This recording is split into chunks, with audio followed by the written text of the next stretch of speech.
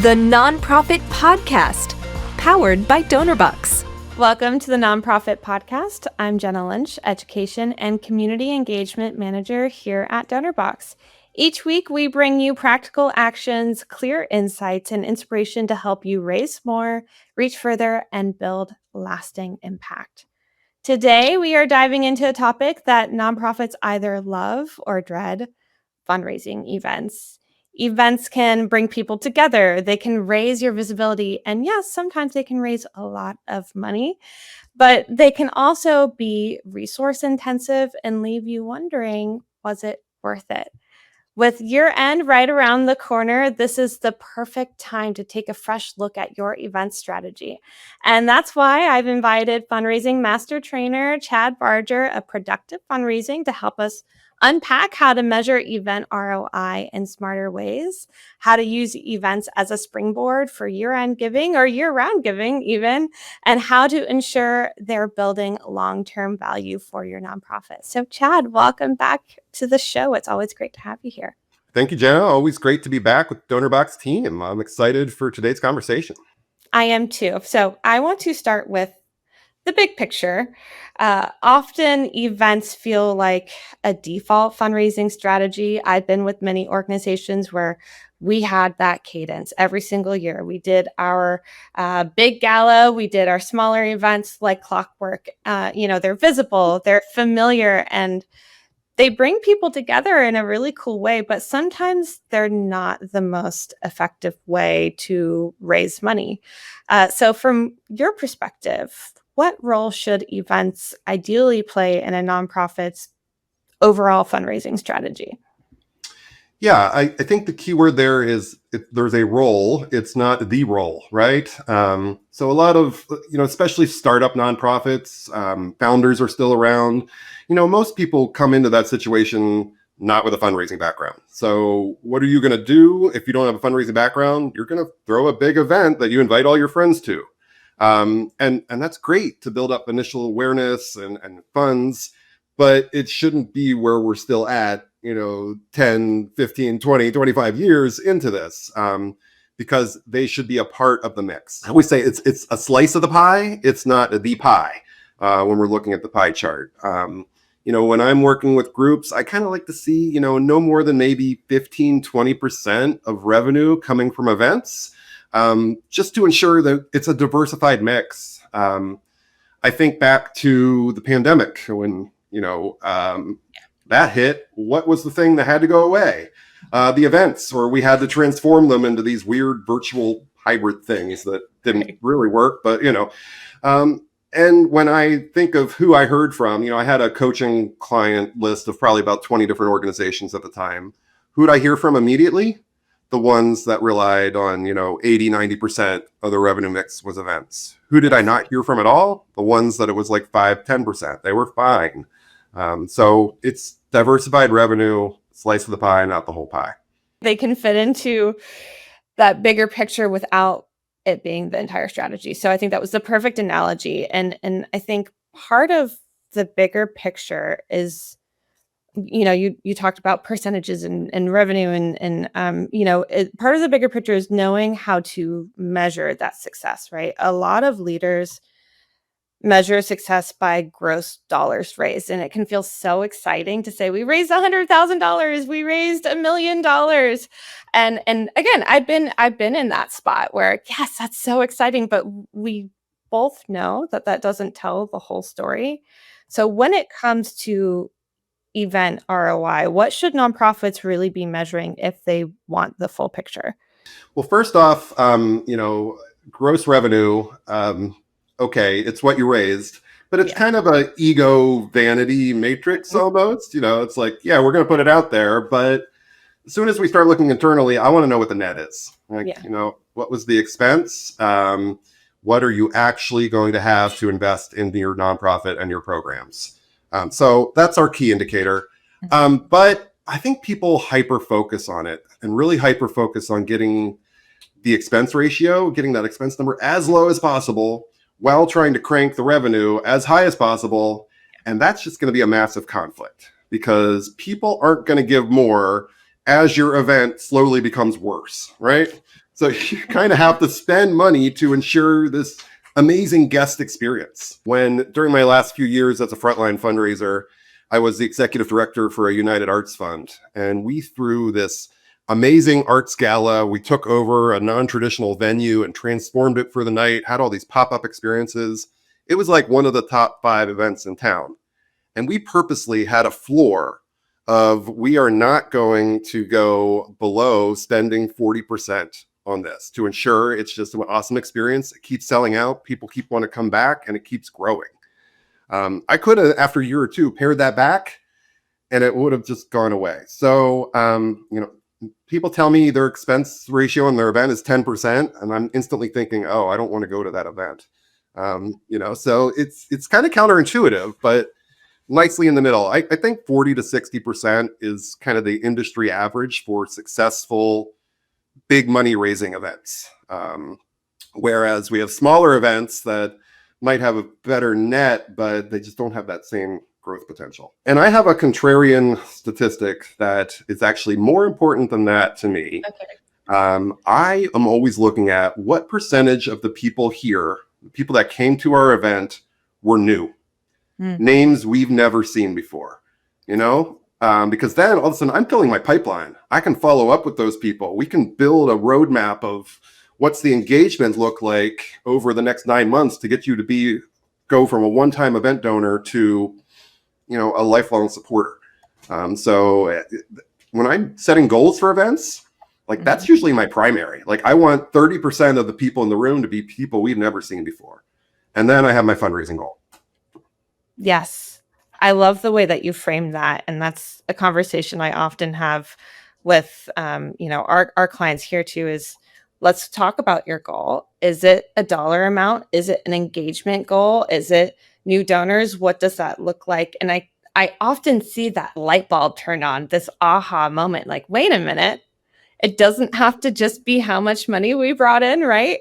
So thank you for saying that. And two, when you add up all the staff hours, the volunteer time, all those little itsy bits of hidden costs, and sometimes that big number that you were relying on, that massive goal doesn't look so big anymore, right? I know how much our event planner was worth an hour and how many hundreds of hours did she put in that we didn't include in our overall expenses of the event that we, were planning. And most nonprofits don't have someone whose title is event planner or event coordinator. They're doing this on top of everything else. I always say that successful nonprofit events take like 4 months of staff time, like the 3 months leading up to it and the 1 month after. You're really distracted by this event and can't do all the other things we need to do, like focus on donor retention and board development and all these other things. So that's why I have a rule, unless you have someone on staff whose title is event coordinator, I really don't want to see more than 2 major fundraising events per year, or you're just always in event mode and can't focus on anything else. And that ties directly into how we think about events and the bigger fundraising calendar, right? With year end coming up, I can't believe I'm saying that already, but we're shifting into year end mode. How can organizations make sure their fall events don't stand alone, but actually fuel the bigger year end giving campaigns? Because like you said, right? A couple events is great, but how is it fueling? How is it feeding the rest of your strategy for year end? Yeah. And I think most organizations don't really think about this. They think, I have my big fall event, maybe I have my October golf tournament, and then I have my end of calendar year campaign. And you can talk about both together, but I kind of like to think of it sometimes as a fall event, maybe being a little softer. Maybe it's not the big gala where we're trying to raise $100,000. Maybe it's, something that's a little more awareness events, maybe a little more stewardship, a little more mission focused, where we're actually showing them what we do. Then it kind of becomes almost like a priming event. So they're having some kind of experience where they get to see what we do, hear from our beneficiaries, And then by the time our end of calendar year campaign kicks off, they're saying, oh yeah, that organization's doing great work. I just got to see it. I just got to hear from them. I'm happy to support them. Maybe I'm happy to support them at a higher level. Whereas if we go the other way, I just attended their gala in October and I made a huge gift then. Why am I going to give again in December? It's only been 2 months. They can almost kind of fight each other a little bit sometimes. So it's just kind of thinking through, what is that donor experience? What are they going to hear from us? What are they going to see? And making sure there's some stewardship and impact reporting built in there too. So it's a lot to think about. And the other thing I think about too is those people that came to your spring event, the new donors, the first-time attendees. What did you do with them? Did you just put them on your mailing list, and now the next thing they're going to get from you after attending your event in the spring is your end of calendar year appeal? Well, that wasn't really a positive experience. This is why a first-time donor retention is 19%. Yes. It's just not a good experience at most shops, Can you get something out to that group now and say, thanks again for attending our spring event. We just wanted to let you know that since that time, we've been able to accomplish 1, 2, 3, 4 because of your attendance at the event, because of the funds we raised. Thanks so much for being a part of our team. Mm-hmm. So it's just, this year-round campaign, how do things interweave and work together? They shouldn't stand in silos. It really should be a launch pad, right? And being in September, I see that very much as that time to re-engage and refresh and do like a mini gratitude blitz to warm people up, like you said, right? If you're just ask after ask, why would people be compelled to participate or continue to give? So that stewardship piece is really, critical, right? And I think that shift from one event only to thinking about that year-long impact is huge. Making that shift can feel even harder, especially for smaller teams, right? Like, I was just focusing on this event. Now I have to think about all the things that string back to it, that golden thread. And many of our listeners are running events with just 1 or 2 staff members and maybe a handful of volunteers. I've been there. Oh boy, have I been there. What advice would you give those small teams for keeping events manageable, feeding into that year-end pipeline without, you mentioned you don't want to go to an event that they're not investing in, so without sacrificing ROI? I come back to kind of that donor experience. Like, set up a spreadsheet, going across the top are the weeks of the year. Coming down the rows are all the ways you engage, and just put a dot, put a fill in square. When are they hearing from you? What does the donor experience look like? Keep your asks together and keep your stewardship together. Do we have more stewardship than asks? Is it spaced? Are all our asks clustered at the same time of year? Like, just thinking through, this is kind of my starting point of merging the events and everything else we do.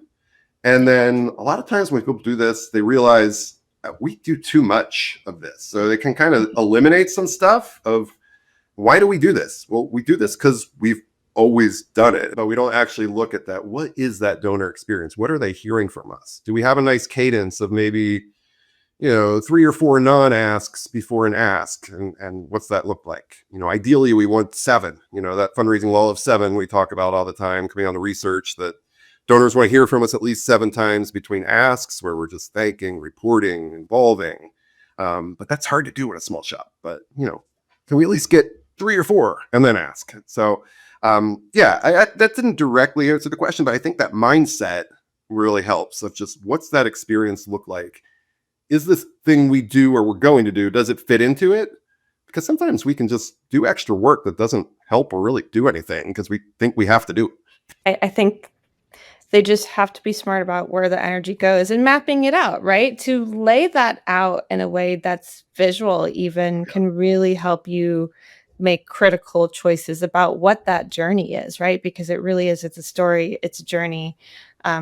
What does that feel like? And a part of that smart use of energy, of course, is what happens after the event, right? This is where the work really, really comes in. I think sometimes it can be an afterthought, or you're like, oh, shoot, now we have to do something. We've had the event, but it should be something that you're planning for as you're planning for the event. And I think one of the most powerful things an event can do, right, is convert attendees into long-term supporters if you're doing it right.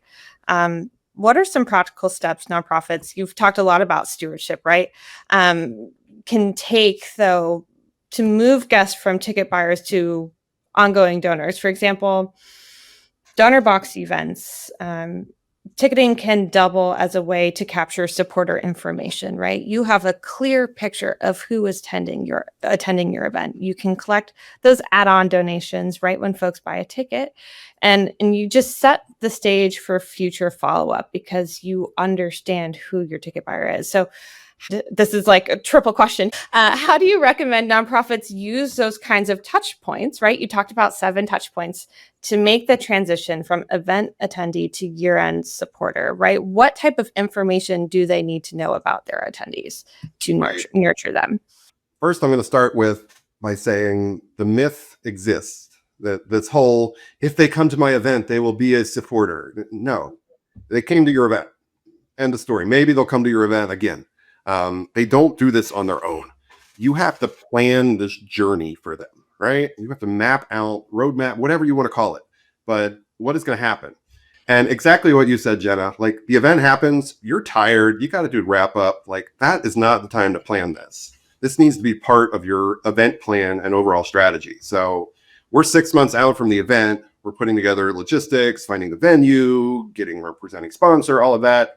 At that same time, I want to be mapping the donor journey, right? Yes. So it's exactly what I do. I have a plan after the event. What's going to happen? Well, they're going to get the immediate thank you results email. And then what happens from there? What most nonprofits do, as I said earlier, they put them on their mailing list and they just treat them like every other donor. They're not even donors yet. They're event attendees. That's a transactional relationship, right? So I'll do things like, okay, they get the immediate thank you. Then 6 weeks later, I'm going to send them some kind of informational video on our mission because they don't know a lot about your mission, right? You try to infuse that into the event, but you got to provide some more education. What is it? How do we exactly do this? They know what they gave to, but they don't really know the how. So let's give them the how. 6 weeks after that, maybe we invite them to a tour, an event, some kind of immersion. Come see it for yourself. Another 6 weeks after that, what actually happened with my money? It's been 3 months. Because of your support at our event, we were able to do this. Another 6 weeks.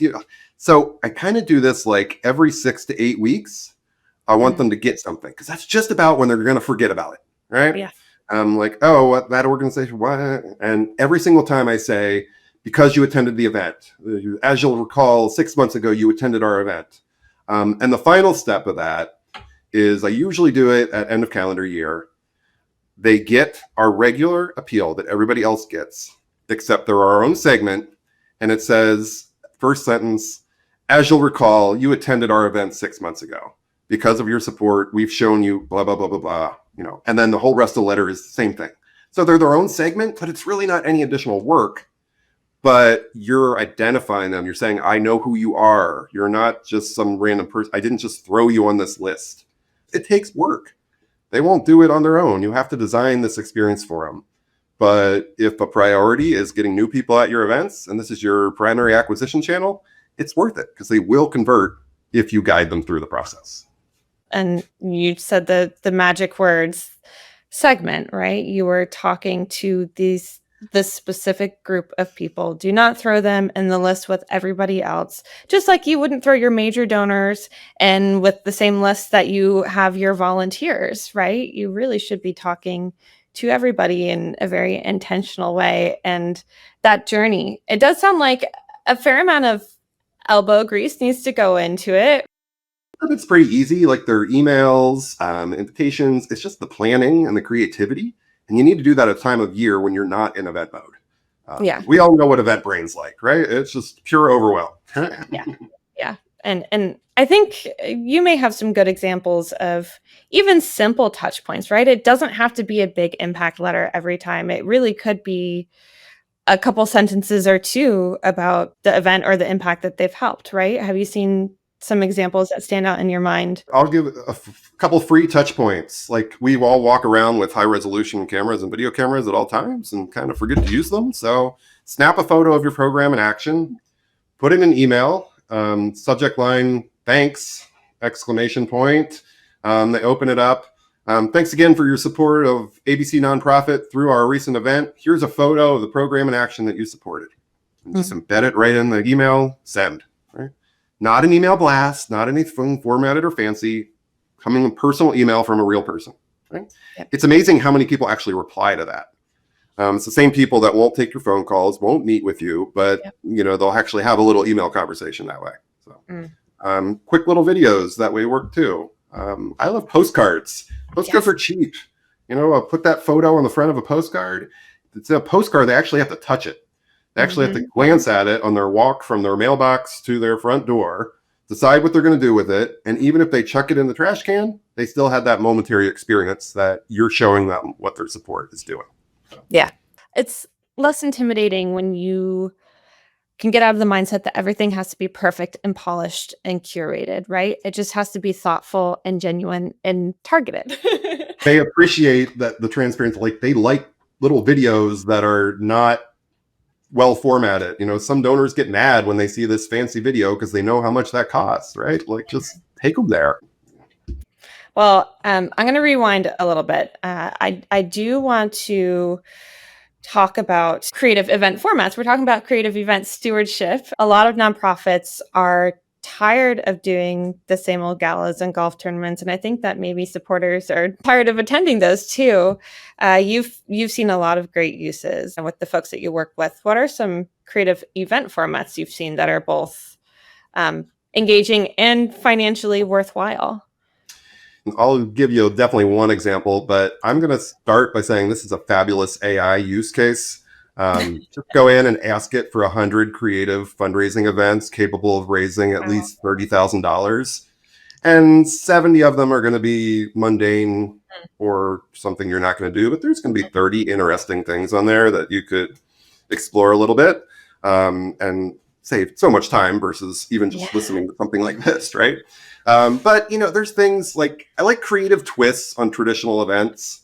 There's an organization in my community that took the traditional fashion show and said, we really care more about the shoes than the actual everything else. And so they do a shoe strut. So and they do it at a Friday afternoon, and the target is local businesswomen, and they fill the ballroom with 600 people and raise a ton of money, and it's all about shoes. And it's like the best auction ever, and they have all these ways to give, they have text to give, they have kiosks, all kinds of stuff. So you can't not give. So it's like take the tradition and put a little spin on it. Seems to work well.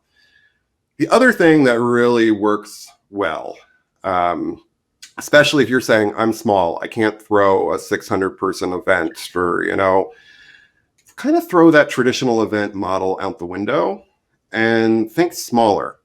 Yeah. So when you ask major donors, how do you like to learn about new causes to support? They overwhelmingly say, at a small, intimate event hosted by somebody I know and trust. Mm-hmm.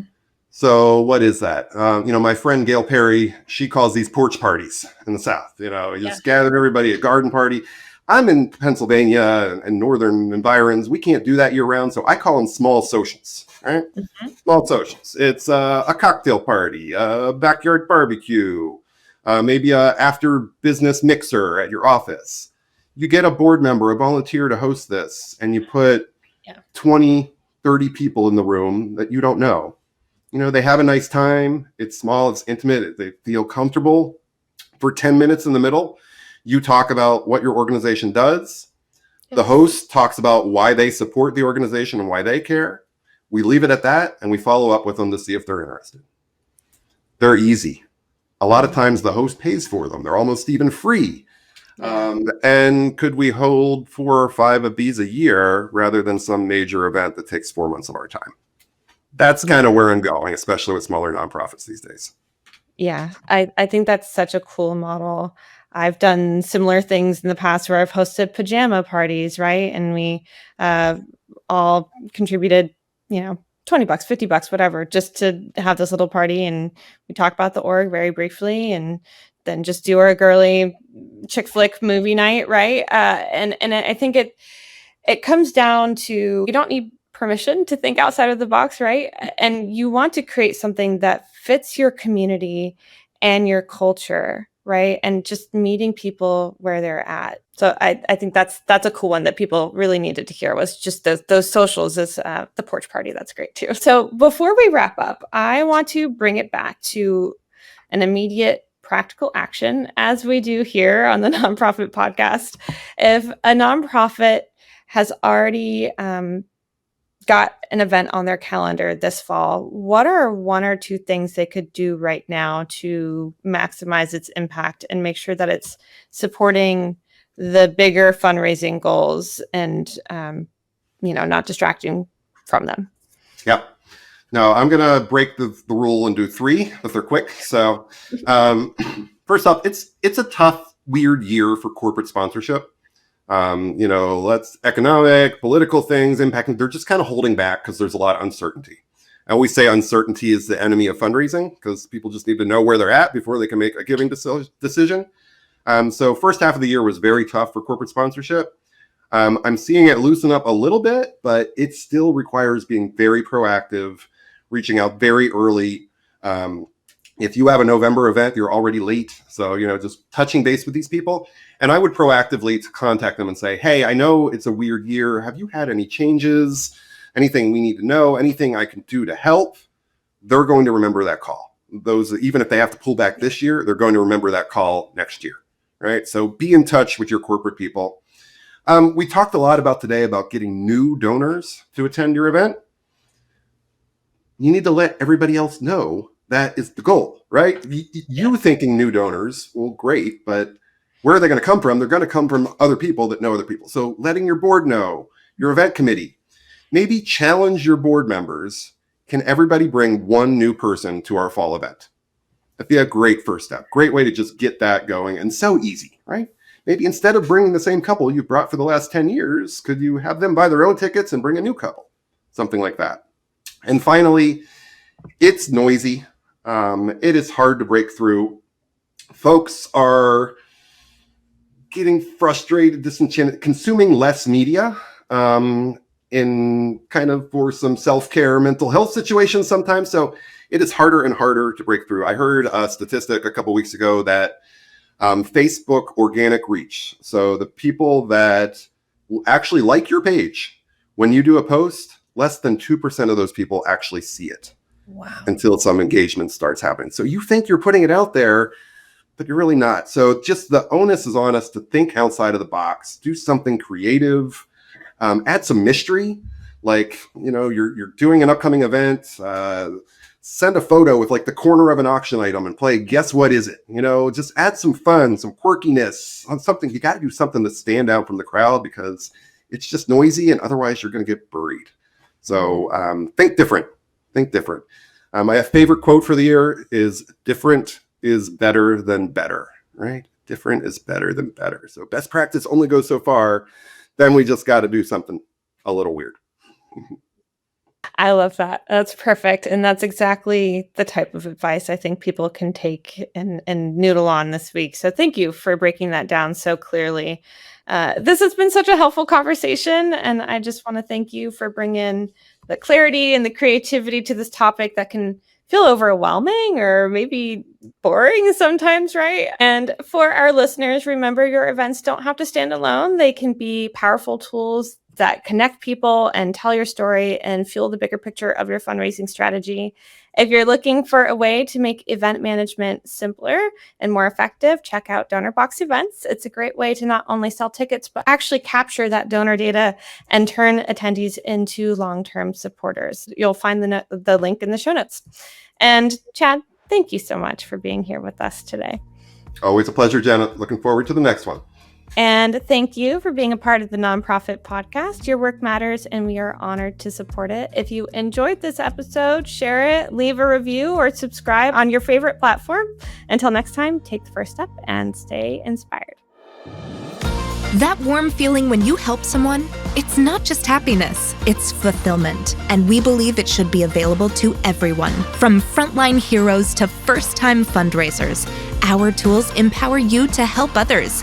This is our mission. This is Donorbox, helping you help others.